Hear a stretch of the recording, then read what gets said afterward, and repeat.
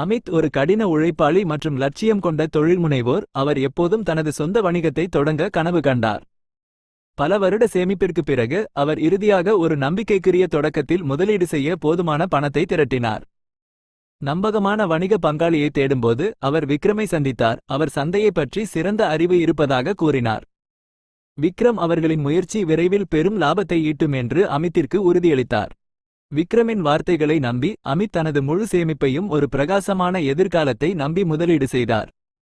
முதலில் எல்லாம் நன்றாக போவது போல் தோன்றியது. வணிகம் வளர்ந்தது. அமித் நிலையான வருமானத்தை பார்த்தார். விக்ரம் செயல்பாடுகளை நிர்வகித்தார். அதே நேரத்தில் அமித் அவர்களின் சேவைகளை மேம்படுத்துவதில் கவனம் செலுத்தினார். இருப்பினும் லாபம் அதிகரித்ததால் விக்ரமின் நடத்தை மாறத் தொடங்கியது.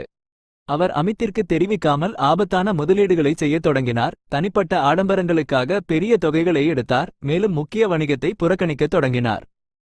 அமித் கவலை அடைந்து விக்ரமை கேள்வி கேட்க முயன்றார். ஆனால் விக்ரம் எப்போதும் சாக்குப்போக்கு சொன்னார். எந்த இழப்புகளுக்கும் வெளிப்புற காரணிகளை குற்றம் சாட்டினார். ஒரு நாள் அமித் நிறுவனத்தின் நிதியை தணிக்கை செய்ய முடிவு செய்தார். மேலும் விக்ரம் பணத்தை கையாடல் செய்திருப்பதைக் கண்டு அதிர்ச்சியடைந்தார். ஒரு காலத்தில் செழித்த வணிகம் இப்போது கடனில் மூழ்கியது. அமித் விக்ரமை எதிர்கொண்டார். ஆனால் குற்ற உணர்வுக்கு பதிலாக விக்ரம் தற்காப்புடன் மாறி அமித் தன்னை நம்பவில்லை என்று குற்றம் சாட்டினார்.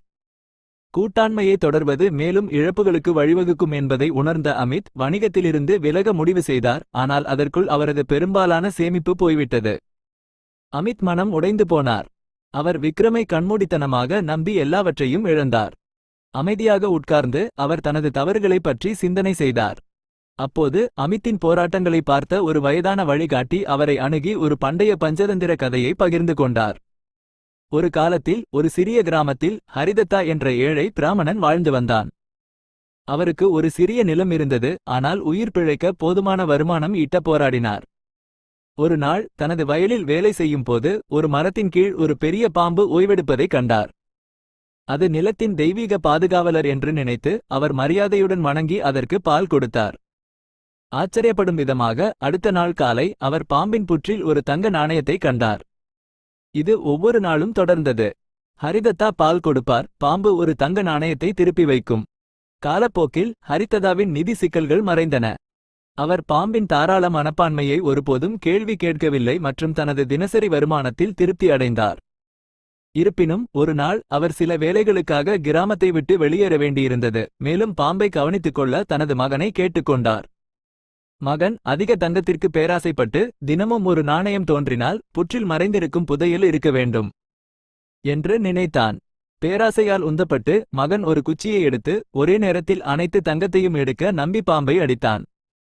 துரோகத்தால் கோபமடைந்த பாம்பு அவனை கடித்தது. அவன் உடனடியாக இறந்தான். ஹரிதத்தா திரும்பியபோது தனது மகன் இறந்து கிடப்பதைக் கண்டு என்ன நடந்தது என்பதை உணர்ந்தார். மனம் உடைந்து அவர் பாம்பிடம் சென்று மன்னிப்பு கேட்டார்.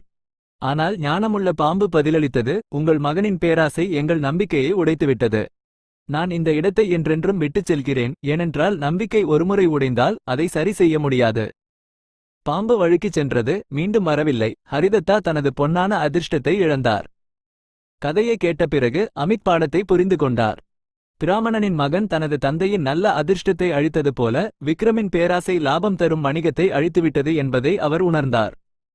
அமித் தவறுகள் செய்திருப்பதை அறிந்திருந்தார். ஆனால் பொறுப்புக்கூறல் இல்லாமல் கண்மூடித்தனமான நம்பிக்கை அழிவுக்கு வழிவகுக்கும் என்பதையும் அவர் கற்றுக்கொண்டார். புதியதாக தொடங்க உறுதியளித்து அவர் தனது எஞ்சிய அறிவு மற்றும் அனுபவத்தை பயன்படுத்தி ஒரு புதிய வணிகத்தை உருவாக்கினார். இந்த முறை புத்திசாலித்தனமான முடிவுகளுடனும் நம்பகமான கூட்டாளர்களுடனும். பல வருடங்களுக்குப் பிறகு அமித்தின் புதிய முயற்சி செழித்தது. அவர் ஒரு வெற்றிகரமான தொழிலதிபராக ஆனார். பஞ்சதந்திரத்திலிருந்து கற்றுக்கொண்ட பாடத்தை அவர் எப்போதும் நினைவில் வைத்திருந்தார். பேராசை மிகவும் மதிப்புமிக்க வாய்ப்புகளையும் அழித்துவிடும். துரோகம் வேதனையாக இருந்தது. ஆனால் அது நேர்மை மற்றும் எச்சரிக்கையுடன் வாழ்க்கையில் வெற்றி பெற அவருக்கு ஞானத்தை அளித்தது. நீதி, நம்பிக்கை மதிப்புமிக்கது. ஆனால் அது புத்திசாலித்தனமாக வைக்கப்பட வேண்டும். பேராசை மற்றும் நேர்மையின்மை மிகவும் நம்பிக்கைக்குரிய வாய்ப்புகளையும் அழிக்க முடியும். உண்மையான வெற்றி பொறுமை, நேர்மை மற்றும் கவனமான முடிவெடுப்பதிலிருந்து வருகிறது.